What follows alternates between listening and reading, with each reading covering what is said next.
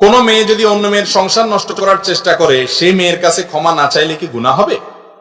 কোন মেয়ে যদি অন্য কোন মেয়ের সংসার নষ্ট করে, এটা খুবই গর্হিত অপরাধ, অনেক বড় অপরাধ। ভাইরা, বান্দার হক নষ্ট করা এত ডেঞ্জারাস অপরাধ যে কিয়ামতের ময়দানে বান্দার হকের জন্য আটকা পড়ে থাকবে।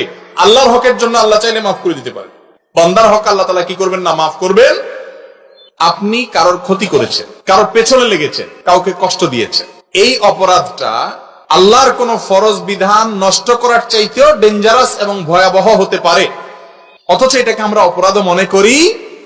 অনেক মহিলারা আছে যে মহিলারা অন্য মহিলাদের পিছনে লাগে। আমাদের দেশে নারী নির্যাতন পুরুষের চাইতে নারীরা বেশি করে। নারীদেরকে নির্যাতন নারীরাই।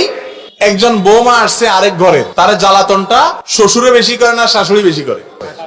বরং শাশুড়ি ডিস্টার্ব করলে শ্বশুর বেচারা আইসা বলে থাক, আরেক ঘরের মেয়ে।